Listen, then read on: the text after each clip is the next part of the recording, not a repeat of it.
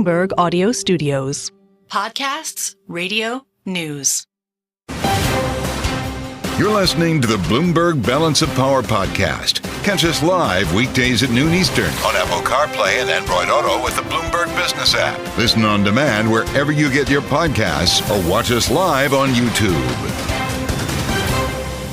Here on the Friday edition of Balance of Power, you made it to the threshold of the weekend, and we do have news.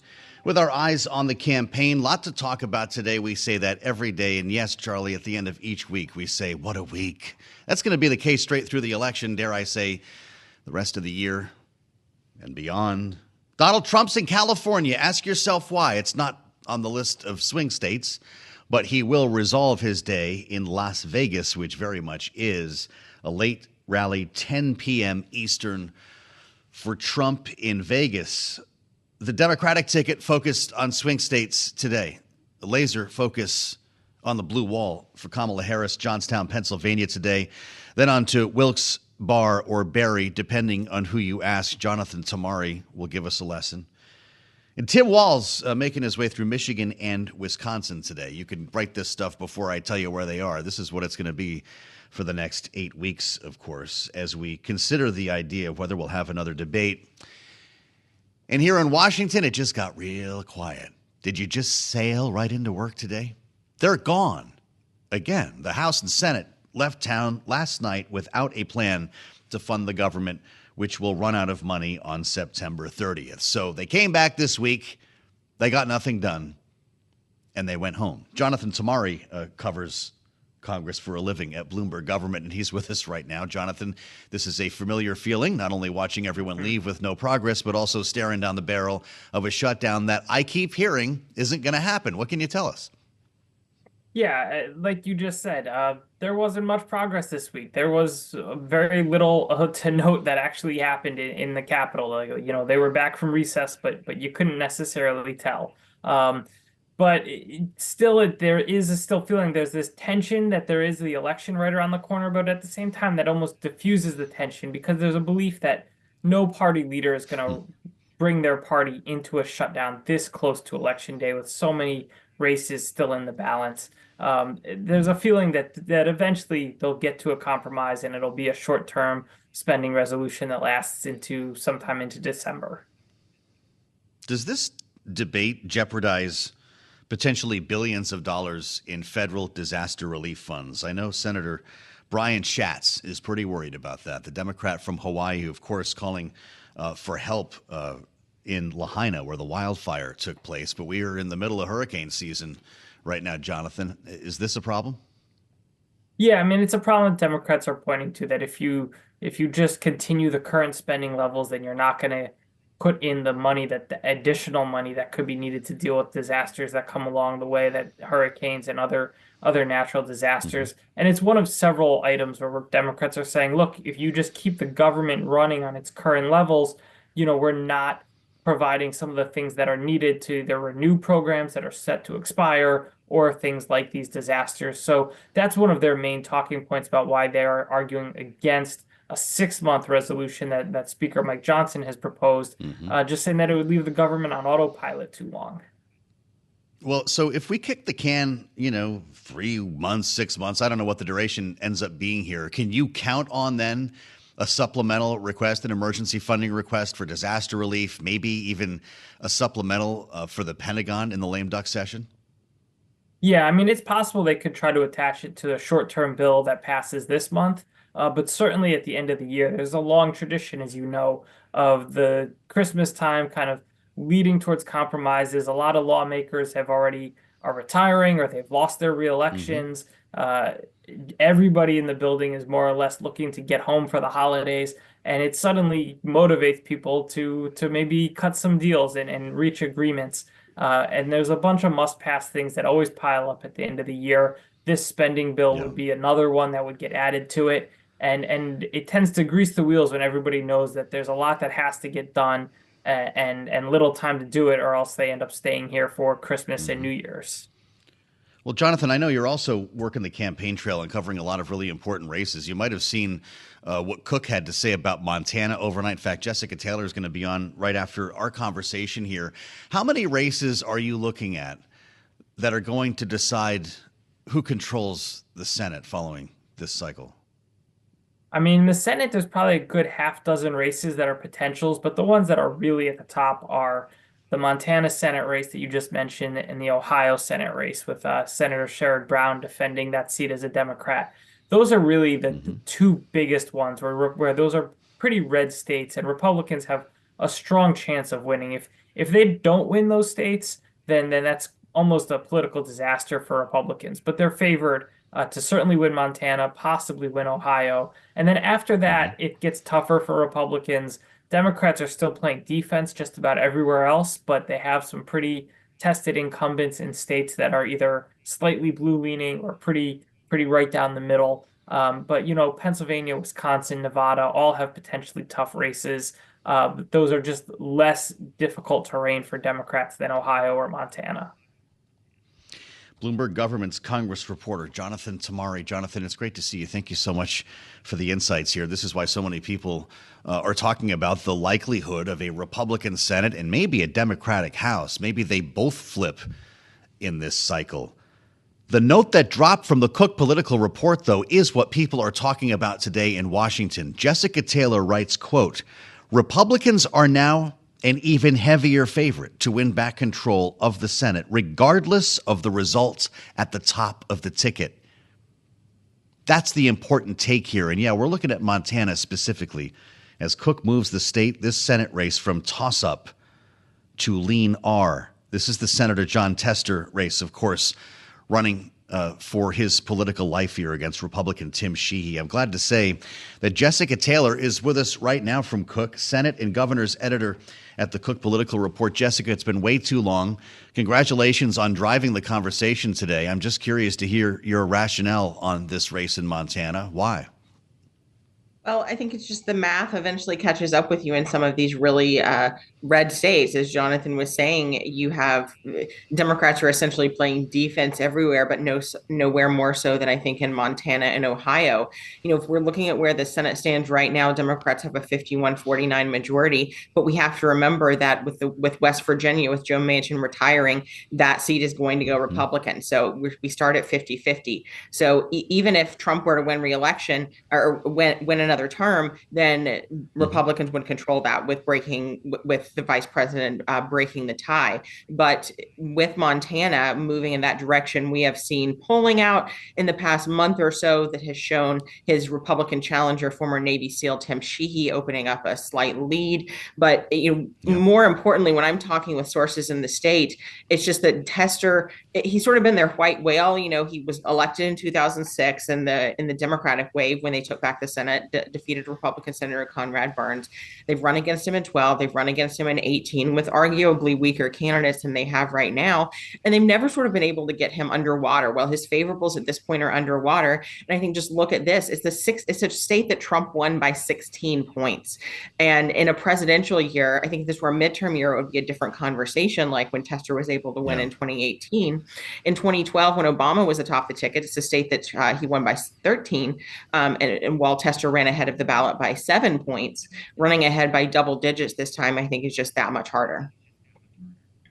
Interesting to hear you talk about Montana. Maybe you can speak to why Kamala Harris at the top of the ticket does not move this race the way it might be other down ballot races. I think it's just that Montana just becomes a redder and redder state. I mean, she's not going to be playing there like they are in other states. And I think that it's just fundamentally, another difference, I think, is that you've seen a lot more conservative people moving into the state from sort of seeking more of a conservative refuge from places like California, Oregon, and Washington. They refer to them as sort of the cows moving in fact. And, Tester's really underscoring that he's been there for generations. But when he was elected in 2006, over half of Montanans were native Montanans. Now that's a little over a third. So, he sort of hits Sheehan as being inauthentically Montana, not, sort of a dude rancher, not a real rancher. But I think with, again, people moving into the state, I think just those Montana roots don't matter as much as they once did. What they used to call George W. Bush, I think it was the first lady, call him a windshield cowboy. You mentioned Joe Manchin of West Virginia. Boy, Democrats just can't seem to shake Joe Manchin. He's, of course, left the party an independent now, and he's weighing in on the race in Maryland, which Cook of course, rates as likely. D, that's Angela Also Brooks. If you live around Washington, boy, you can't hide from these ads from either of them. So Joe Manchin backs Governor Larry Hogan, the Republican in the state of Maryland. Does it matter? Who's this for? I mean, that does overlap with sort of the Western Maryland media market there into West Virginia, but I think that's a more conservative area of Maryland. Really, I think what Also Brooks has to do is this is where she is incredibly helped by the top of the ticket. We talked about just the lean that you have to overcome in a Trump plus 16 state. Well, Maryland is a Biden plus 33 state. So Larry Hogan would have to pull off just an even bigger feat than John Tester would. Granted, this is an open seat. And yes, he's one statewide before as governor, but fundamentally voters look at a vote for governor and a vote for Senate very differently. And you can see that in the ads that Also Brooks and Democrats are running, underscoring that, okay, you may have liked Larry Hogan, but he would be a vote for Republican in a Republican-controlled Senate, and you're going to see them, as you mentioned. We've already seen those on the air here in the DMV media market that they're hammering that home. And I think with about a third of the electorate is Black in Maryland, and Also Brooks really needs to run up the score, particularly in Baltimore. Kamala Harris, a Black woman atop the ticket, certainly helps Also Brooks in that regard. Okay, so that's really important. Think of the difference between what we're talking about with Jessica here, Maryland versus Montana, and the impact that Kamala Harris can have. It's limited, obviously, but this is one of the bluest states in the country. Jessica, and I wonder if Democrats are starting to get nervous. We're buried with ads from both of them, but I read this morning the backers of Angela Also Brooks have nearly tripled their TV broadcast and digital ad buys this month compared to August. What does that tell you about this race? Well, I think it's just that Larry Hogan is better known than Angela Also Brooks, and Angela Also Brooks needs to increase her name ID, introduce herself to voters. She won that primary over another incredibly well-financed opponent in David Trone, who spent $62 million of his own money. How true. But people have been used to voting for Larry Hogan, so you can't take anything for granted. But I think once Also Brooks just increases her name ID and tells people that she is the Democrat running, that's going to help her. Interesting. I don't know if a lot of people in Maryland are walking around wondering about Joe Manchin, but I have to ask you about the presidential campaign because I don't get that much of an opportunity to talk to Jessica Taylor here. There's a fascinating piece by Nia Malika Henderson at Bloomberg Opinion, who says Larry Hogan should get involved in the presidential race and endorse Kamala Harris. Now, remember, this is a very strange scenario in Maryland, so things might not seem logical because we're talking about such a blue state. But Nia says that Hogan is running about a perfect race for Senate that a Republican could run in Maryland. He puts it over the top by endorsing a Democrat for president. Is that even possible in your view? I think that would certainly help him, but I think fundamentally, if he continue, what they're saying in the ads is that, he would still be a Republican in the Senate and would caucus with Republicans. And I think that's the difference that, if he were to say, I'm going to be an independent in the Senate and decide who I'm going to caucus with, that might help him. Yeah. Again, a lot of his ads have been very critical of former President Trump. They've, criticized him for January 6th and different things. Like if you closed your eyes and listened to some of these ads, you would think they were coming from a Democrat.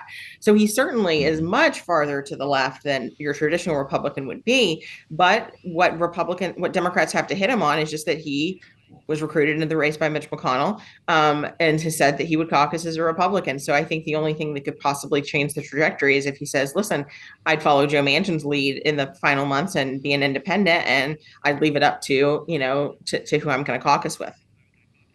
Really interesting and a great conversation as always. Jessica, we missed you. Come back and talk to us soon. We've only got about 8 weeks left to talk about this, although I don't think it's going to be quite done in 8 weeks.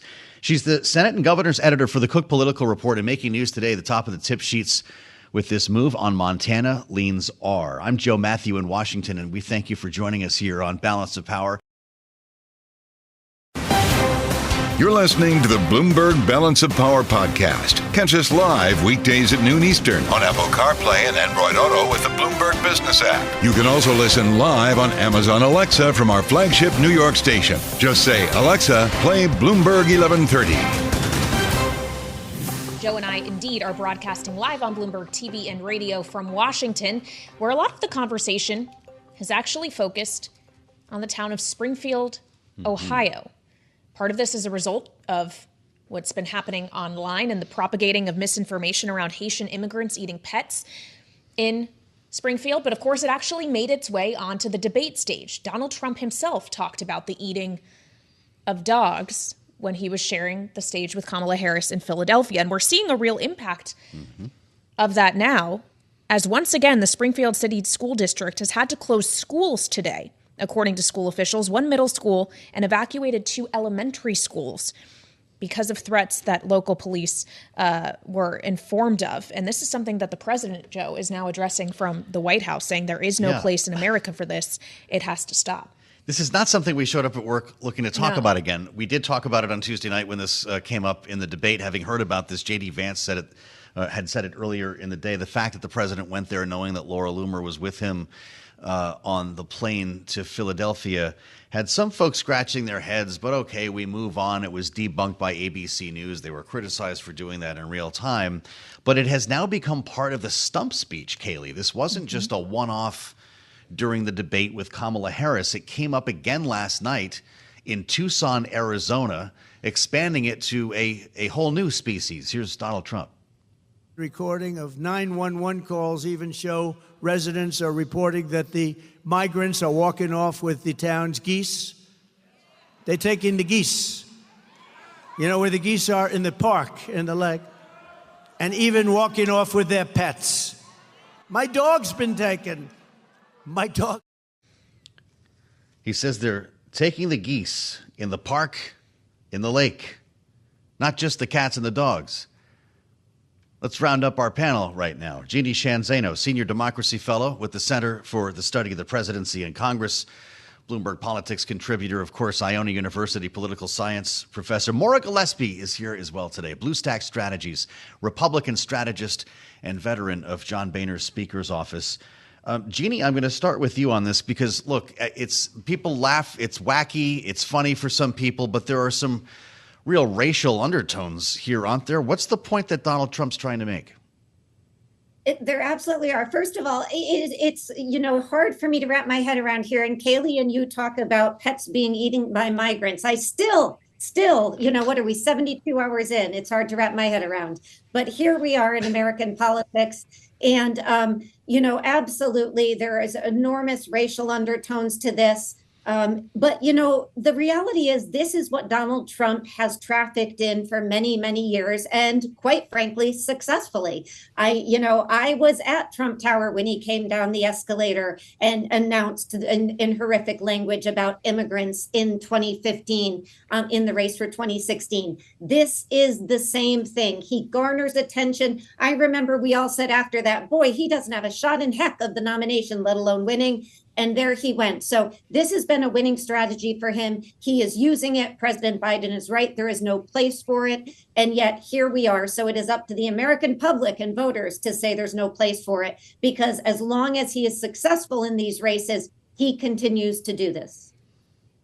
But Maura, if it was a winning strategy in the past, does that automatically make it a winning strategy now, especially when he was seen as having lost the debate by most Americans who watched it against Kamala Harris? Is this really what he needs to be pushing right now? No, and I think that what you're seeing is, again, he's only playing to the MAGA base. He's not playing to win. He's not playing to reach people who are in the middle and maybe still undecided. This is not going to sway them to vote for Donald Trump. He's coming across largely on Tuesday night as unhinged. And when you're faced with a decision about who to put in the Oval Office, it's not just about that person, but who they're going to put around him. And so for many people who have said, are you better off now than you were 4 years ago and things of that nature? Well, when you think about those first few years during the Trump presidency, maybe you do feel like your life was better then. It was pre-COVID, so maybe you do feel like your life was better then. But I also would caution people to remember who was around him at that time. And largely most of those people who are in his cabinet or in his orbit have neither, left, were fired because they told him no, and he then replaced them with yes men, or are out there saying that he should not be anywhere near the White House. So I think, to only play to one portion of the Republican Party, and especially in such an extreme manner, is not an effective strategy for someone who would actually have wanted to win the White House. It's not helpful to down ballot races either. You think about these families and the impact, the real impact that it's having in Springfield, as Kailey mentioned. Jeanne, the Springfield City School District closed a middle school, Roosevelt Middle School, and evacuated another Perrin Woods and Snow Hill Elementary School as well this morning after they got bomb threats via email. Cliff Park High School outside of that district was also evacuated. They're now working with the Dayton FBI office to find the source of this stuff. There is a very clear and real example here of what the rhetoric can lead to, right? There absolutely is. And this is the danger of this. It takes one person to react to this kind of obviously, clearly false statements and stories, to spread that disinformation. And this is why leadership matters, because leaders like Donald Trump have to be responsible and to lead us in a more positive direction. He is not doing that by spreading this information. That is clear.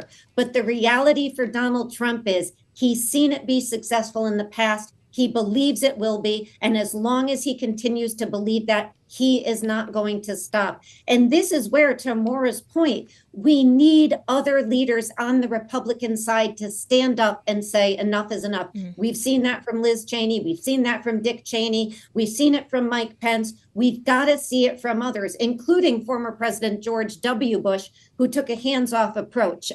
They have to stand up and say, we aren't going to countenance this anymore. That's the only way. In addition to Donald Trump losing another election, and the Republicans may get tired of that if it happens. I would point out, Jeanne and Maura, for our audience here on Bloomberg TV and radio, that Donald Trump right now is giving remarks to the press in Los Angeles, California. He's opened them by saying he's here in California with a simple message for the American people. We cannot allow Comrade Kamala Harris and the communist left to do to America what they did to California. As we consider the messaging we're getting from the former president, Maura, he also has weighed in on the happenings here in Washington in recent days, suggesting that House Republicans, who of course are trying to avert a government shutdown 18 days from now when funding expires, should indeed shut the government down if they don't get election security through along with it. The SAFE Act, of course, what we're referring to here, making illegal something that already is illegal, non-citizens voting. Do you believe this Donald Trump, who is speaking right now, actually wants to see the government shut down as he is trying to win election? Again, I think it proves my point that he doesn't actually want to win, because everyone in Washington and otherwise would know that a shutdown right before an election is political suicide, quite frankly. You know, it's not something that anyone wants to do. They are down to a matter of weeks before that happens. And to take this stance and take this position of, you know, get everything you want or don't do anything at all is not how Congress works. I mean, again, and it shows the downside of having somebody in politics as, you know, the leader of the Republican Party who doesn't actually understand how it works. And I think that that's a detriment to what Mike Johnson is trying to accomplish, and other leaders on Capitol Hill who are trying to make something work that they can get through to avoid this situation that both sides know would not fare well for them politically, but in the polls, but also come election day. Well, Maura, you worked for a speaker long enough to have a better sense of how this stuff works than most people behind the scenes in the House. You don't really think the government shuts down, do you? No, because they're not going to want to risk that potential. Because again, yes, the most of the focus of the media and American people are focused on these two choices, Kamala Harris or Donald Trump. But for Congress, what they're really focused on is, okay, we need to get things done and then go home to our districts and tell them why they should reelect us. And it's really important because Mike Johnson wants to grow his majority, which is very, very, very thin. And Senate Republicans feel as though they have a chance at flipping the Senate. So if they want to accomplish those goals, they actually have to show that they've gotten something done. And, you know, this week they've been focusing on China, but no one's really talking about it. And that's because all the oxygen in the room is constantly being taken by Donald Trump. Not to mention the fundraising dollars are also being taken by Donald Trump. So really, Republicans down ballot have to separate themselves from the former president because he's hurting them in so many ways, from messaging, from fundraising, and just getting things accomplished to actually come out with a victory in November in just a matter of weeks. Yeah. I want to mention one Republican, the senator from North Carolina, Tom Tillis, just out with a post on X about someone who is seemingly getting closer to Donald Trump, has been traveling with him, in fact, this week. Laura Loomer. He calls her a crazy conspiracy theorist who regularly utters disgusting garbage intended to divide Republicans. A DNC plant couldn't do a better job than she is doing to hurt President Trump's chances of winning re-election. enough. Senator Tillis says Jeanne, of course, even Marjorie Taylor Greene has had some words for Ms. Loomer this week. Is that actually having this effect, Donald Trump being surrounded with people like her? I don't think it takes Donald Trump being surrounded by other people for him to act the way he's acting. He purposely chooses to have her in his orbit. Tillis's statement is 100% right. But this gets back to what you were just talking about with Maura. Donald Trump is not concerned about the Republican Party or the nation. As Kamala Harris said, he's concerned about himself and his future. This is a man facing jail time right after this election. He needs to win. Why is he willing to have the government shut down in terms of pushing this need for a SAVE Act? Because he wants to set the groundwork that the election was unfair. If he does lose, then he is going to do the same thing he has done after every election, particularly 2020, and say the election was stolen. So he's setting the groundwork. So I don't think it takes Laura Loomer to do that. But Tom Tillis is right. It is not a good look for the campaign. All right, Jeanne, Sheehan, Zaino, and Maura Gillespie, our political panel today. Thank you so much for joining us. We'll have more coming up on Balance of Power right here on Bloomberg TV and radio. You're listening to the Bloomberg Balance of Power podcast. Catch us live weekdays at noon Eastern on Apple CarPlay and Android Auto with the Bloomberg Business app. Listen on demand wherever you get your podcasts or watch us live on YouTube. And as we consider who these policies are really aimed at attracting, this specifically, no tax on overtime that Donald Trump is now talking about, trying to get to the blue collar vote. Right. And we know that it's probably the blue collar vote in a very small number of states specifically that this is trying to target as the candidates compete in the battlegrounds extensively. They're in those states right now, yes, aren't they? Indeed. It's Pennsylvania, it's Michigan, it's Wisconsin. This is exactly where they've been spending the bulk of their time. But as we mentioned earlier, he's in Nevada later, Las Vegas, where you've got organized labor, the Culinary Workers Union. They're going to like this storyline too, I suspect. Yeah, and of course, Georgia is still in play as well. And that's where we go next as we turn to Andra Gillespie, who is a professor of political science at Emory University. Welcome back to Balance of Power, Andra. It's great to have you. If we could just take a look at Donald Trump's proposal in isolation for a moment, this notion of not taxing overtime hours for blue collar workers, is that a policy that could actually garner him more support? Does that work? Well, I mean, I think he's trying to appeal to lowering taxes of working people. I think in all of the proposals that have been made about reducing taxes, eliminating taxes on tips, eliminating taxes on Social Security, I think the bigger question is this legislatively dead on arrival? Like, these are decisions that presidents cannot make unilaterally. These are decisions that are going to have to go through Congress in a tax bill. And I think it would be a question of, could this get through a divided Congress if, neither party has control of the Congress? And if it turns out that we have divided government where the executive and the legislative branches are controlled by different parties, does this have any chance of passage? And so I think the deficit discussion that you've been having is an important consideration, and some that folks would likely bring up. And there still are members of the Republican Party in particular who are concerned about deficits, and they may raise some objections to this part of the proposal, especially now that it's become even more expansive.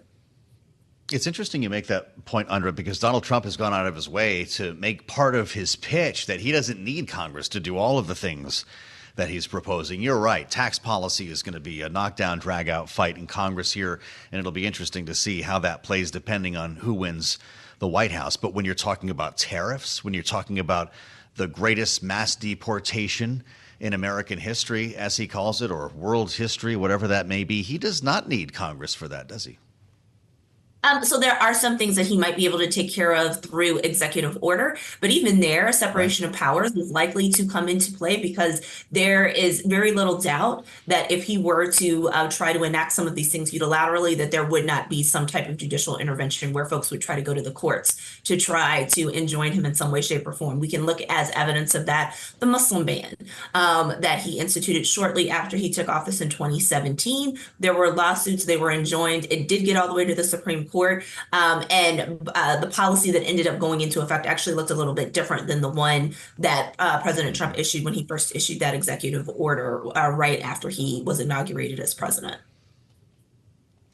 Well, we may or may not hear more on this policy and others from Donald Trump on a debate stage in the future, or Kamala Harris for that matter. If Donald Trump is to be believed right now, Andra, there will not be another debate that happens between these two after Kamala Harris widely was perceived to have won the one that took place this week. How soon should we expect that to be borne out in polls, if at all?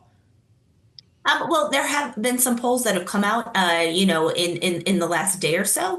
And so what they're suggesting is that this race is still a statistical dead heat. So it doesn't look like Kamala Harris has had a significant enough bump that you could actually say that this was a boon for her.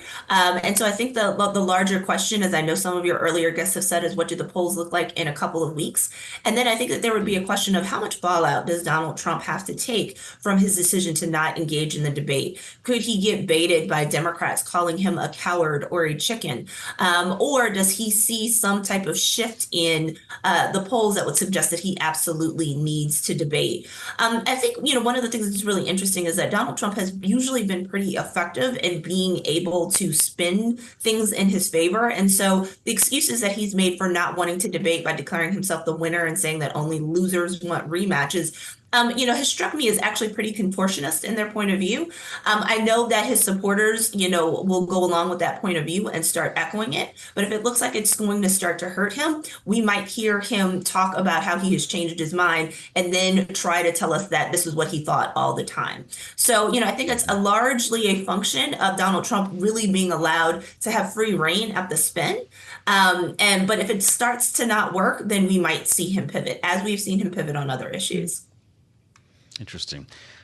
Andra, while we consider what's happening in Congress right now, the big talk is about whether we'll have a government shutdown later this month. No one seems to think that's going to happen. But there's an important event that's underway this week in Washington, a big annual event for the Congressional Black Caucus. They're holding their legislative convention right now, and we've been having conversations with some of their members over the past couple of days, including Congresswoman Jasmine Crockett, the Democrat from Texas, joined me last evening on the late edition of Balance of Power to talk about the CBC's priorities moving forward in this Congress and what might emerge next year. She reached for the issue of voting rights, of voting reform. Here's what she said. For me, on day one is voting rights. That is my priority all around, because if we can stop some of the gerrymandering, because we have lost the Voting Rights Act in so many ways. We only have, Section 2, and it's hanging by a thread right now. And when we're talking about making sure that in states like Texas, we have representation that is actually reflective of the will of the people, we can solve so many problems. Andra, does the John Lewis Voting Rights Act see the light of day again if Kamala Harris gets elected? Well, it really will depend on what the balance of power is in Congress. If Republicans control any chamber, it's still not going to go anywhere. And it's still also important to keep in mind that in the Senate, you would have to sort of break normal rules in order to allow majority votes. So as I would understand it, I wouldn't expect that vote would be able to survive a cloture vote. So I think that, it's pretty grim. We're not looking at, even if Democrats are able to maintain control of the Senate, we're not looking at them coming anywhere near a 60 vote majority. And so even if they had the majority of the House of Representatives, it would still be highly unlikely that they would be able to get it through the Senate, as was the case in 2021 when they were first pushing this through. Andra, we just have a minute left, but before we let you go, as we consider the majority of the House of Representatives, if the government shuts down at the end of this month, what is that actually going to do to Republicans' electoral odds? So I'm assuming that Republicans will be concerned about that. And I think it will be a big question about how Democrats actually choose to use that for their event. If this were happening a year ago, there would be time for the party that is blamed for the shutdown to recover from that. But happening so close to a national election, I find it hard to believe that Democrats wouldn't try to make hay of the situation and try to blame government dysfunction on Republican control and try to make the case in swing districts and in districts where Republicans are vulnerable that the Republican Party should not be in charge of a chamber at this point because they are being overrun by extremists who don't want to get anything done. And so I think that those are the optics that Mike Johnson is trying to navigate, and part of the reason why he's been trying to, get this done as quickly and efficiently as possible. Right. Well, we have 18 days to figure it out. Andra, great to see you. Andra Gillespie, Emory University, and a smart conversation as always here on Balance of Power. I'm Joe Mathieu with Kailey Leinz. This is Bloomberg. You're listening to the Bloomberg Balance of Power podcast. Catch us live weekdays at noon Eastern on Apple CarPlay and Android Auto with the Bloomberg Business app. You can also listen live on Amazon Alexa from our flagship New York station. Just say, Alexa, play Bloomberg 1130. We spent so much time talking about the horse race, the policy proposals, of course, the debate this week, some of the wild rhetoric that we heard on the stump in the last 48 hours. We don't always think about the job that they're working for. And the latest from David Rubenstein, The Highest Calling. We've both been curled up with this book for a minute, Conversations on the American Presidency. You start reading about all of the presidents, including, by the way, Joe Biden and Donald Trump. And I'm left with the same question. Why would anyone ever want this job? Yeah, very difficult one. Of course, perhaps the most difficult to attain, at least in American politics and the way in which this republic operates. And of course, one that may be held differently, viewed differently by the people who have inhabited the office as you look over the history of the now 46 presidents. And 20 of them are featured in this new book. And we're very lucky to have David Rubenstein, the author, here with us. He, of course, is co-founder and co-chair of the Carlyle Group, also a host on Bloomberg Television, in addition to being an author of this book. Always a busy man. Thank you for making some time for us here in studio in Washington. It's worth pointing out, while this is in part titled Conversations on the American Presidency, it's also conversations with a number of former and even the current president. You spoke with both Donald Trump and Joe Biden when writing this book. We talk a lot about the contrast between these two men. Did you pick up on how they may differently view the office of the presidency, or was there more overlap than you expected? They do have different views on it and how they do it. I interviewed both of them on separate interviews with Joe Biden in the Oval Office for an hour alone, and I've known him for a long time, and I think he felt comfortable with me, and I've had a lot of interactions with him over the years. I've interviewed Donald Trump before. In this particular case, he was getting ready for a trial, and so it wasn't exactly in the Oval Office that I was doing it. But I had dinner with him not too long earlier and had gotten ready for the interview. And they both have different perspectives on the job, and I might call it the highest calling because this is clearly the most important job in the world. Since Woodrow Wilson went to Paris to negotiate the Treaty of Versailles, it's been clear the President of the United States is the most important person in the world, with very rare exceptions. And so you have to say to yourself, why do people want that much responsibility, you ask in the beginning?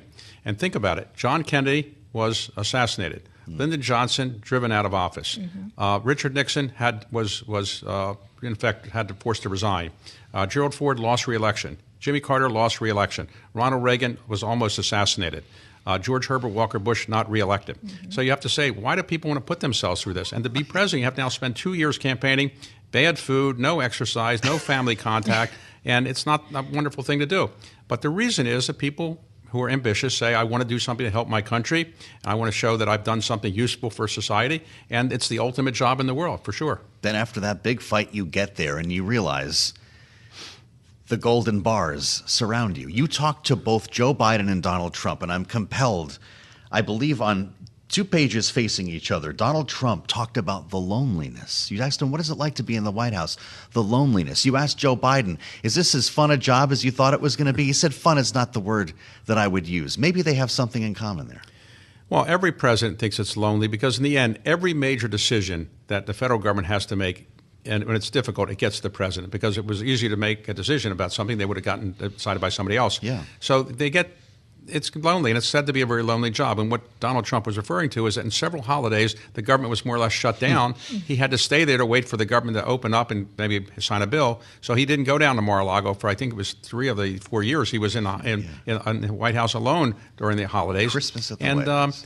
Joe Biden has spent a fair amount of time there and long hours as well. One of the reasons presidents like Camp David is you can go there, you are with your family typically, but you don't have all the Secret Service watching you every second, and it's not quite the federal prison that the White House is often called by people. Ronald Reagan said it was the high water mark of the federal penitentiary system, because when you're in the White House, everybody watches everything you do. You can't walk around outside. It's a very complicated and lonely job. But again, many people spend time trying to get there, and a lot of people want that job.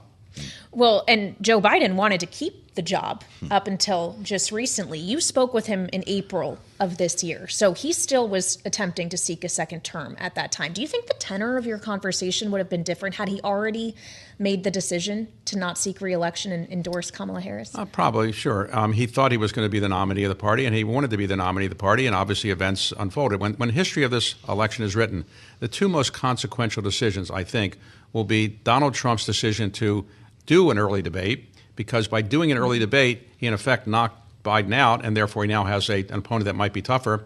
And Joe Biden's decision to ask for an early debate, because had he not had an early debate, and the debate was in September, October, it would have been too late to have him replaced probably. Yeah. So both of them will probably look back, depending who wins, and say, maybe I shouldn't have had an early debate.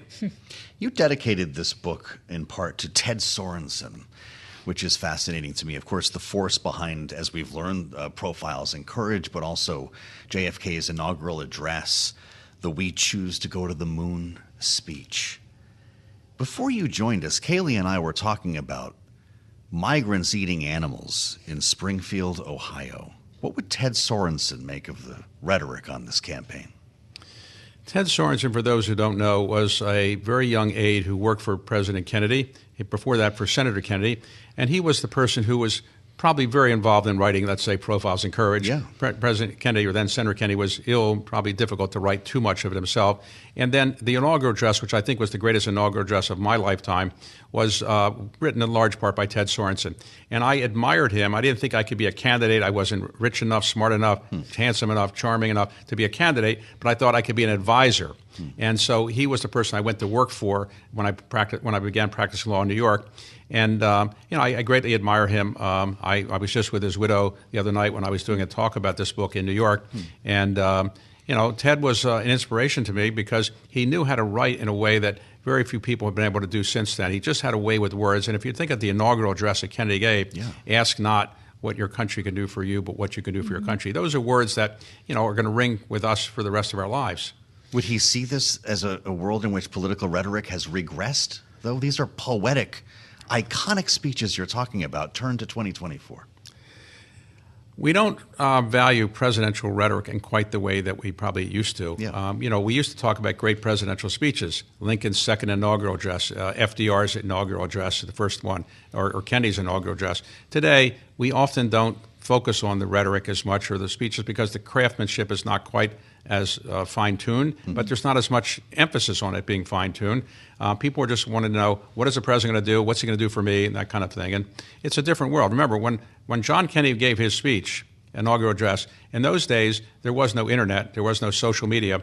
The evening news shows were 15 minutes. There were 3 networks, each one did 15 minutes a night, and then the only papers that people cared about were the Washington Post and New York Times. Right. There was no other way to worry about conveying ideas, and so it was a different world. Today, if you're president of the United States, you're working in the White House, every minute you have to focus on social media, who's saying what, and you have to be attuned to what's going on all around the world, and you never really are free from social media or TV networks, never. Well, and that's one of the ways in which the office perhaps has changed as you look from George Washington to present day. One thing, though, has remained the same. Every single person you talk about in this book is a man. That potentially could change if Kamala Harris wins in November. Does that change the nature of the office once what Hillary Clinton called that highest glass ceiling has actually been shattered? Of course. Think about it. We've had 46 men serve in this position, no women.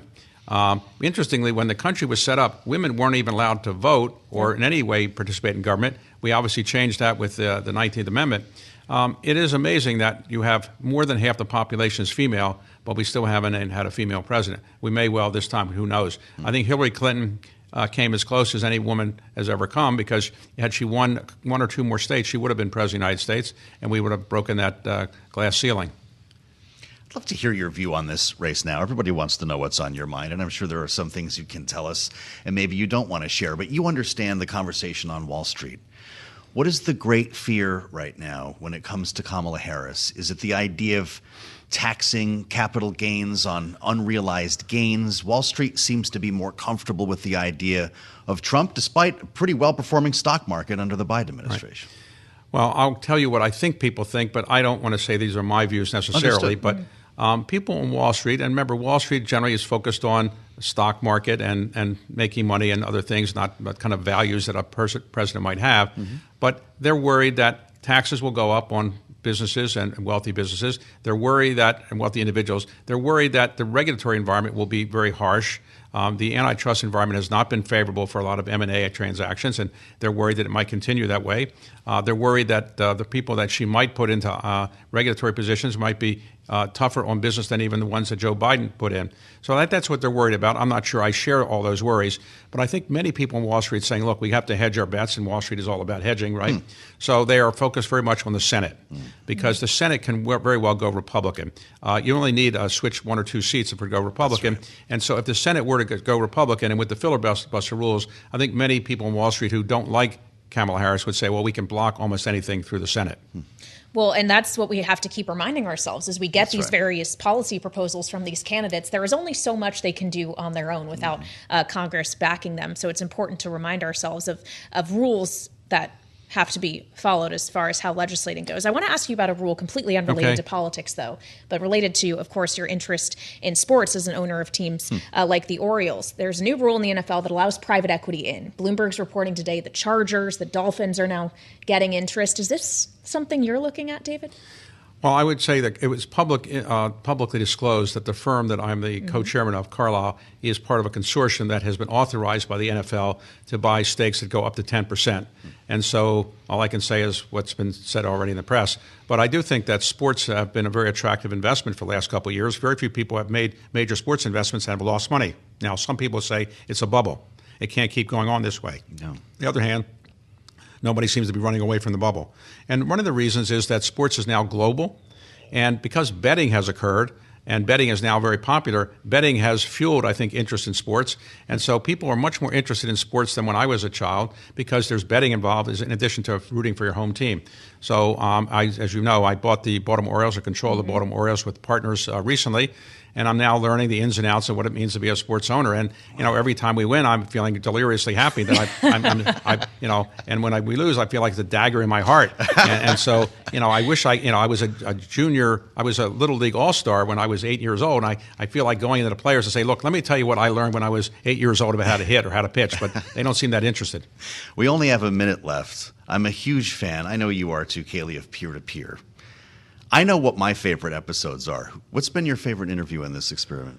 When I did Oprah, it was pretty interesting because she said to be a great interviewer, she says, I'm not a great interviewer. I'm a great listener. And she's right, because you have to learn what person is saying and then pivot. And that was really interesting. I did George Bush and Bill Clinton together one time, and that was, I think, really good. And then Warren Buffett was great when I did him. So I like all my interviews, just like I like all my children, right? So I don't think anyone is more of a favorite. But what I like the best is when I know the person reasonably well. Yeah, right. And when I have, you try to use my sense of humor, they play along with it. When somebody doesn't pick up that I'm asking a joke, it's not as much fun. So like when I asked one time Bill Gates, do you think if he had a college degree, you might be more successful in life? He didn't get that it was a joke, and he gave a serious answer. So, I like people that can pick up on the joke sometimes. That's great. The humor goes a long way around here. I have to say, by the way, the McDonald's CEO, why does the Coke taste better at that? I learn something whenever I watch Peer-to-Peer. David Rubenstein, a great treat to have you at the table. Congrats on the book. It's called The Highest Calling: Conversations on the American Presidency. Thanks for listening to the Balance of Power podcast. Make sure to subscribe if you haven't already at Apple, Spotify, or wherever you get your podcasts. And you can find us live every weekday from Washington, D.C. at noontime Eastern at Bloomberg.com.